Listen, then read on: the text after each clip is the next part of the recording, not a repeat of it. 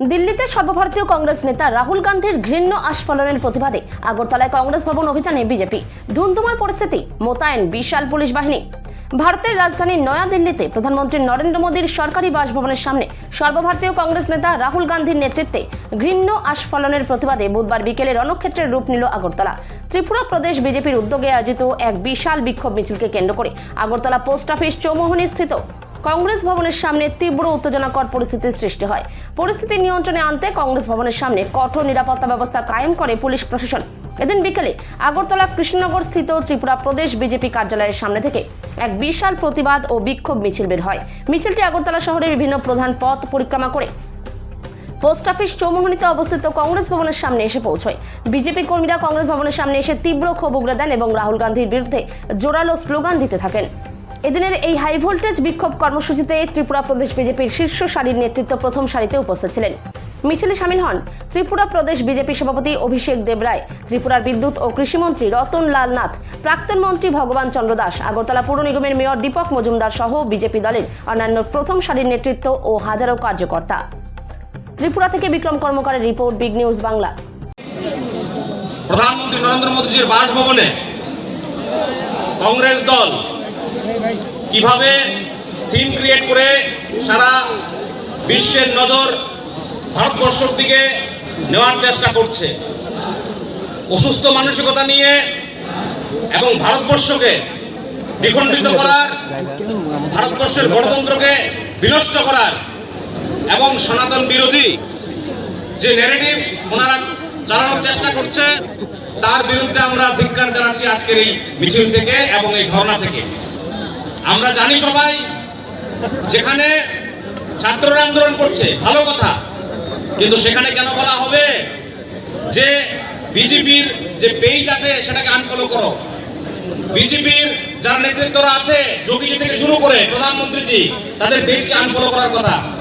বিভিন্ন সময় বিভিন্ন ভাবে বিভিন্ন রকম আন্দোলনের, যে আন্দোলনের জন্য তারা সংগঠিত হয়েছে, সে আন্দোলনের জন্য কোনো কথা বলতে শোনা যাচ্ছে না।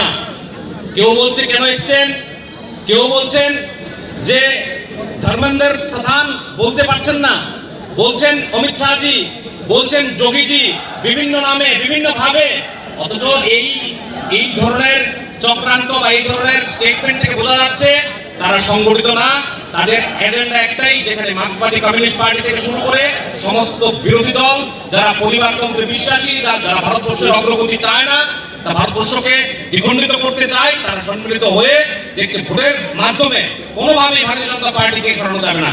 তাই চক্রান্ত করে, এই ধরনের এজিটেশন করে, কিছু কিছু নতুন নতুন পার্টির নাম করে আমরা দেখি যে বহির ভারতের সংখ্যা, সেই সমস্ত যারা দেখি ফেসবুক পেজ খুলেছে, সেই পেজে ভারতবর্ষের লোকের সংখ্যা কম, পাকিস্তানের সংখ্যা বেশি, বাংলাদেশের সংখ্যা বেশি। বুঝতে অসুবিধা হচ্ছে না যে একটা চক্রান্ত কাজ করছে। ভারতবর্ষের মানুষ, ভারতবর্ষের মায়েরা, ভারতবর্ষের ছাত্র, যুবক, কৃষক সবাই সতর্ক আছে যে এই ধরনের চক্রান্তে কোনোভাবে পা দেওয়া যাবে না। যখন যখন এই ধরনের চক্রান্ত হবে, ভারতীয় জনতা পার্টি, ভারতীয় জনতা যুব মোর্চা, মহিলা মোর্চা, সমস্ত উইংস তার তীব্র প্রতিবাদ এবং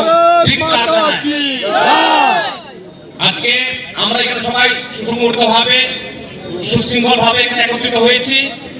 আমরা দেখেছি কংগ্রেসের রাজত্ব, আমরা দেখেছি নেপোটিজম কিভাবে ওরা করেছে, ভারতবর্ষ কিভাবে পিছিয়ে দিয়েছে। মোদীজির নেতৃত্বে ভারতবর্ষ যখন সাবলীল এগিয়ে যাচ্ছে এবং দৃঢ় প্রত্যয়ে মোদীজি যখন একের পর এক সিদ্ধান্ত নিচ্ছে, এবং দেখবেন যখন বড় বড় ঘোটালার বা বড় বড় যখন কোনো কিছু মোদীজি হাত দেয়, তখন এই ধরনের চক্রান্ত আমরা দেখতে পাই। নিশ্চয়ই মোদীজি কোনো বড় জায়গায় হাত দিয়েছে, তাতে করে যারা ভারতবর্ষকে লুট করতে চায়, ভারতবর্ষের গণতন্ত্র বিনষ্ট করতে চায় এবং ভারতবর্ষের আবার পরাধীন করতে চায়, দেখবেন তাদের কিছু নাম আগামী দিন বেরিয়ে আসবে। যে কি কারণে এটা করেছে আমরা তখন বুঝতে পারবো। আমরা ভারতীয় জনতা যুব মোর্চা থেকে শুরু করে ভারতীয় জনতা পার্টির প্রত্যেকটা কার্যকর্তা, সাধারণ অংশের মানুষ আমরা সজাগ আছি, আমরা মোদীজির পাশে আছি। আমরা ভারতীয় জনতা পার্টিকে এবং মোদীজিকে শক্তিশালী করব।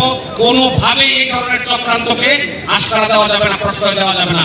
এবং কংগ্রেসের এই ভিন্ন চক্রান্ত আমরা